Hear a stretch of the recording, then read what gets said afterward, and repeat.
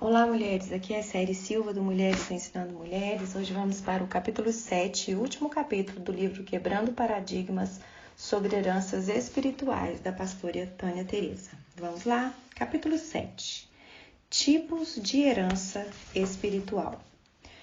As enfermidades podem acometer 3 dimensões do ente humano: corpo, alma e espírito.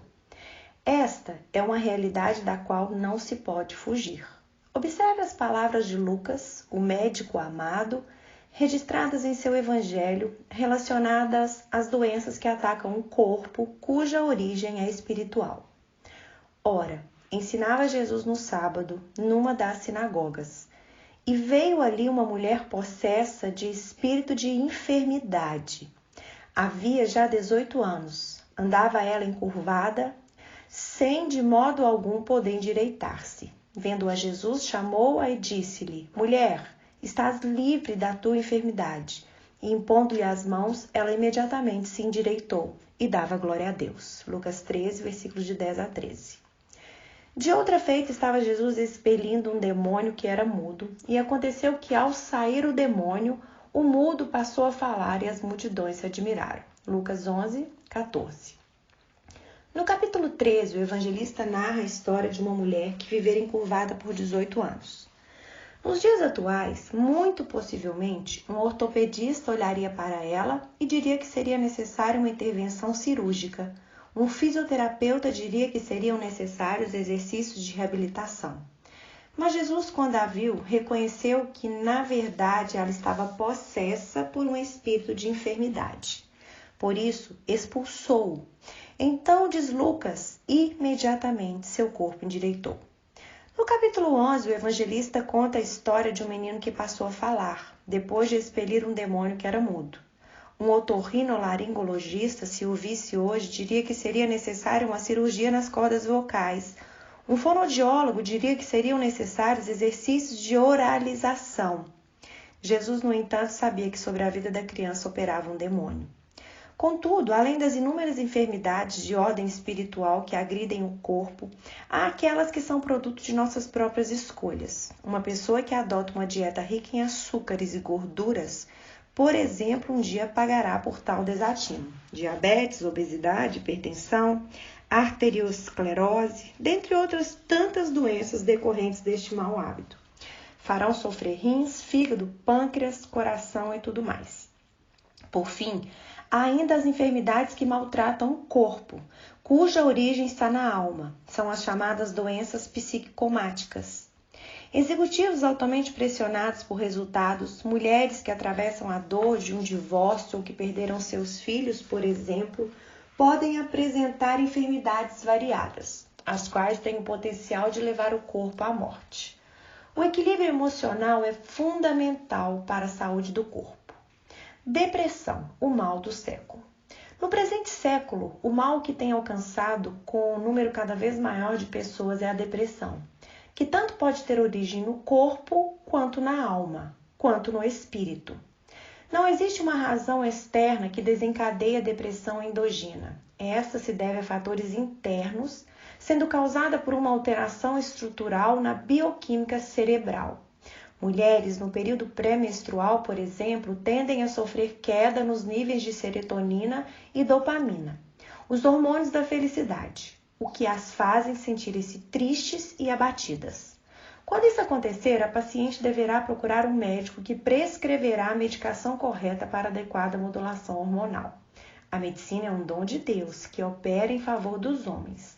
Não há razão, portanto, para não procurar ajuda especializada nesses casos. Há situações, no entanto, em que o indivíduo se submete à contagem hormonal, mas não se detecta qualquer alteração bioquímica. Quando isso acontece, possivelmente se está diante de um quadro de depressão reativa, em que existe uma situação desencadeante. Pode-se dizer que a depressão reativa acontece quando a alma se entristece em decorrência de um grande trauma, perda ou humilhação. Até mesmo os servos de Deus podem padecer deste mal. Elias é o grande exemplo bíblico desta realidade. É certo que o profeta vivenciou muitos milagres Entretanto, a despeito disso, ele passou 3 anos e meio enfrentando lutas, sofrimentos, humilhações e vergonhas. Dentre as tantas intempéries que enfrentou, Elias teve de ser alimentado pela boca de um animal imundo e precisou ficar hospedado na casa de uma viúva pobre na Síria, dependendo da bondade daquela mulher para sobreviver, em uma condição de absoluto desconforto. O profeta estava tão sobrecarregado que no dia em que o filho dessa viúva morreu, ele disse ao Senhor: Meu Deus, também até a esta viúva com quem me hospedo afligiste, matando-lhe o filho?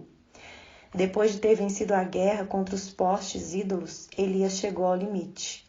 No primeiro livro dos reis de Israel, está registrada a oração que o profeta fez ao Senhor, pedindo sua morte. Tamanha era sua tristeza. Ele mesmo, porém, se foi ao deserto, caminho de um dia, e veio, se assentou debaixo de um zimbro e pediu para si a morte e disse: Basta, toma agora, ó Senhor, a minha alma, pois não sou melhor do que meus pais. Deitou-se e dormiu debaixo do zimbro. 1 Reis 19, 4 e 5. Na depressão reativa, a pessoa desiste da vida. Ela quer morrer e pede a Deus: leve-me deste mundo, Senhor. A vida não tem mais graça para mim. Como Deus curou a depressão reativa de Elias? Ele trouxe aos seus ouvidos o que lhe podia dar esperança.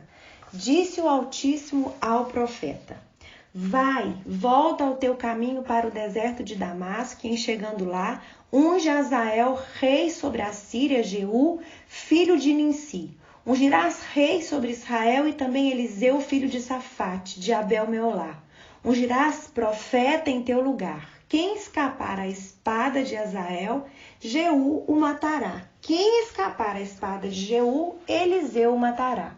Também conservei em Israel 7.000, todos os joelhos que não se dobraram a Baal, e toda a boca que não o beijou. 1 Reis 19, versículos 15 e 18. Elias possivelmente pensou: eu vou ungir Jeú, rei de Israel, e Azael, rei da Síria, o país em que estive exilado, praticamente mendigando na casa de uma viúva? No lugar da minha humilhação, eu chegarei lá com o chifre do azeite para ungir 2 reis e todas essas pessoas me reconhecerão como profeta do Altíssimo? Acabe e Jezabel vão cair? O profeta animou-se outra vez. A melhor maneira de encorajar alguém que sofre de depressão reativa é esta: mostrar-lhe o futuro promissor que a vida reserva, ensinar-lhe que as coisas velhas ficaram para trás e em Cristo tudo se faz novo.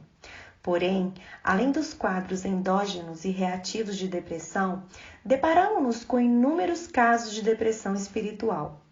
Em tais indivíduos não se detectam quaisquer alterações bioquímicas e não existem fatores externos que justifiquem sua tristeza ou abatimento. Quando lhes perguntamos se sofreram alguma perda ou se foram humilhados de algum modo, eles simplesmente respondem: não sei, não me lembro. Essas são as ocorrências clássicas de depressão espiritual, pois ninguém se esquece do divórcio que enfrentou, ou do filho que perdeu, ou da humilhação que sofreu, por exemplo. E a depressão espiritual resulta de derramamento de sangue. Uma pessoa cometida por depressão espiritual muitas vezes tem ideação suicida, ao contrário da depressão de alma, que é a reativa, em que a pessoa deseja morrer. Na depressão do espírito, a pessoa deseja acabar com a própria vida. Heranças espirituais advindas da idolatria, feitiçaria e ocultismo não registradas nas Escrituras. Como mencionado anteriormente, as heranças de derramamento de sangue mais comuns são enfermidades severas, acidentes graves, suicídios e mortes prematuras. Enquanto as heranças decorrentes das práticas de roubo, usurpação e negociações ilícitas são dificuldades financeiras e falências. Quais seriam, no entanto, os legados geracionais oriundos da idolatria, feitiçaria e ocultismo? Promiscuidade sexual e cegueira espiritual são algumas delas. Estas foram registradas no texto bíblico e serão abordadas adiante.